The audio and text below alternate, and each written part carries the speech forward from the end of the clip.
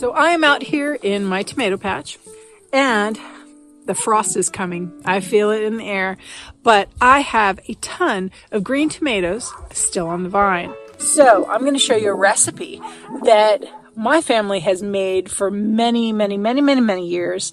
Southern Italian pickled green tomatoes. They are fabulous on sandwiches, fabulous in pasta salads. They are absolutely delicious, and it helps these little guys not to go to waste. All right, let's get started. The first thing we're going to do is wash and pick out the best green tomatoes. You want them firm and totally green. If they're starting to change color, like this one here is starting to turn red, you don't want to use that because it's already starting the ripening process. You're better off allowing them to ripen on your kitchen counter. We're going to slice them nice and thin, about 1/8 of an inch thick, and then we're going to salt them. You can even use cherry tomatoes.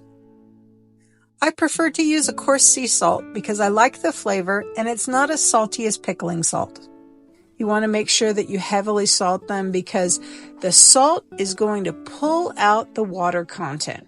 We are going to top these green tomatoes off with olive oil.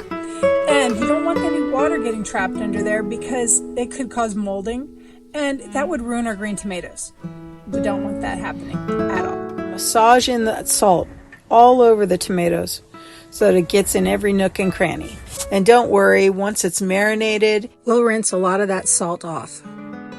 My family is Calabrese, so this is a Southern Italian recipe.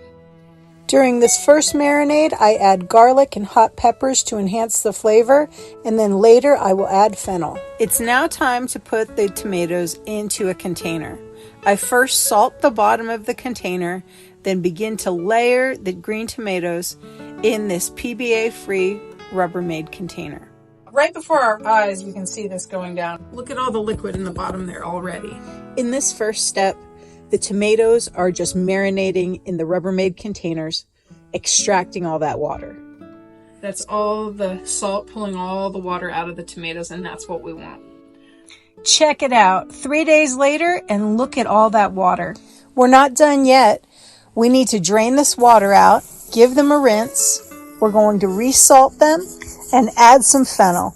I've strained them, and now I am putting some fennel seeds in there. And I'm kind of layering them in, mixing them up as I go along. Fennel, garlic. Got some Thai dragons in there. Any type of hot pepper will work, or none at all if you don't like spicy, but I love it. I'm getting ready to layer these into their container for a final marinade. I can't wait to show you this contraption. My family always used one of those big ceramic crocks for the green tomatoes, but my cousin Tim had a fabulous idea. He took 2 PBA-free 5-gallon buckets. One of them had holes in it, the other did not. And he slid the one with holes into the one that did not. And the liquid would just drain down into the lower bucket, rather than with the crock method where you'd have to ladle the liquid off the top. Whereas this way, it just drains through. Now I'm on a smaller scale and I'm going to show you my setup right about now. I'm using 2 of these 1.5-gallon Rubbermaid cereal containers. The top one, I put holes in with a 1/8 inch bit, and it fits perfectly into the bottom one that doesn't have holes in it. I'm going to try and layer them so that there's not a whole lot of room for air pockets. And make sure that they're good and condensed down. Make sure there's no mold forming anywhere.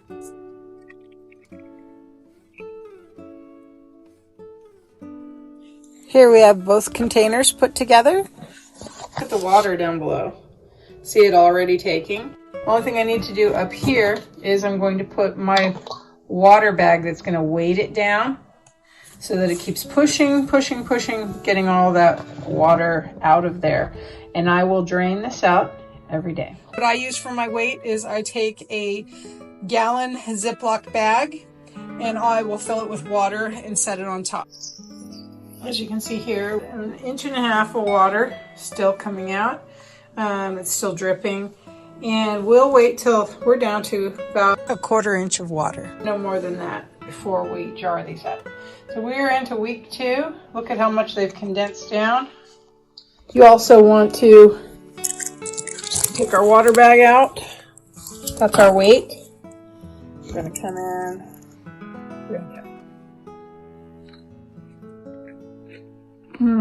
So good. Wonderful flavor. Still a little crunchy. We're going to continue to compress that water out of it. Look how beautiful they look.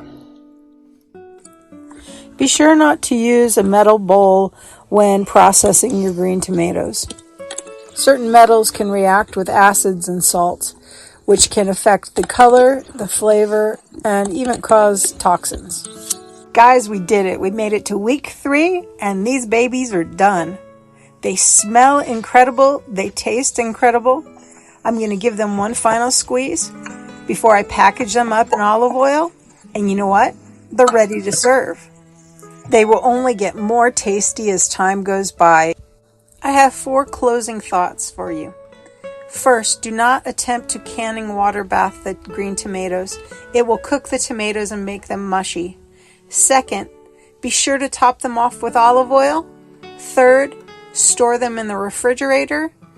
And fourth, because the olive oil will solidify in the refrigerator, bring them to room temperature before serving.